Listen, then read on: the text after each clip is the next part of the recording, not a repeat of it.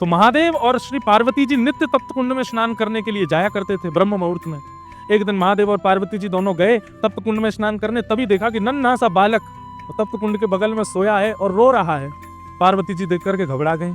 जैसे ही बालक को उठाने की, महादेव बोले रुक जाओ, ये कोई मायावी बालक लगता है, इतने विशाल पर्वतों के बीच में तप्त कुंड के पास ये नन्हा सा बालक यहाँ कैसे आ गया? ये कहीं किसी राक्षस की चाल तो नहीं, कोई मायावी क्रिया तो नहीं हो रही है, इसको गोद में मत लेना। परंतु पार्वती जो इतनी करुणा है, इतनी दया है उनके चित्त में, वो बोली आप तो ऐसे ही सोचते रहते हो, अरे नन्हा सा बालक, इतना ठंड पड़ रही है, रो रहा है और आप कह रहे हैं गोद में नहीं उठाऊं। तुरंत पार्वती जी ने गोद में उठा लिया, कंबल में लपेट लिया, बालक को हृदय से लगाया। अरे इतनी रात्रि, इतना ठंड पड़ रही है और ये बालक ऐसे उघारा सा बैठा है। महादेव बोले हमको समझ नहीं आ रहा है, लग रहा है कोई तो गड़बड़ी है। पार्वती जी बोली अब आप सोचते रहो, हम तो, हमारे हृदय का वात्सल्य भाव है, हम तो इस बालक को ऐसे नहीं छोड़ सकते। और पार्वती जी गई और उस बालक को ले जा करके उस स्थान पर बिठा दिया जहां महादेव और पार्वती बैठते हैं।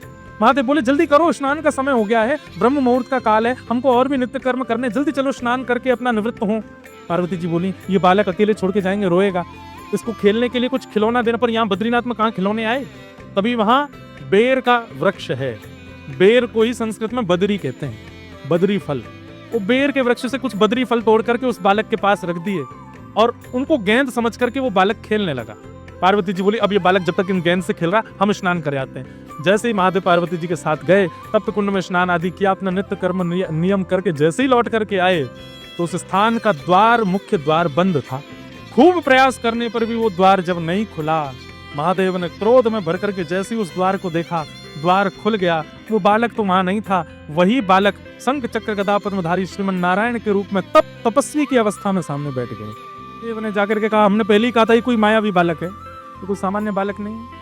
लेकिन महादेव के नेत्रों में आंसू आ गए और प्रणाम करते हुए कहा श्रीमन नारायण आपको क्या आवश्यकता है तप करने की, आप क्यों तप कर रहे हो, इतना हट क्यों कर रहे हैं आप तप के लिए, ऐसा किस चीज की प्राप्ति के लिए, किस भाव की प्राप्ति के लिए आपको तप करना है।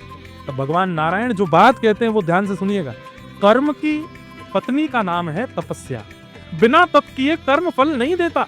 इसलिए श्रीमन नारायण भगवान कहते हैं कलिकाल में जन्म लेने वाले हर मानव के नाम का संकल्प लेकर के मैं ही तपस्या में बैठा हूं, मैं तपस्या कर रहा हूं। मेरा, आपका, हम सब का नाम लेकर के श्री बद्रीनाथ भगवान ही तपस्या में बैठे।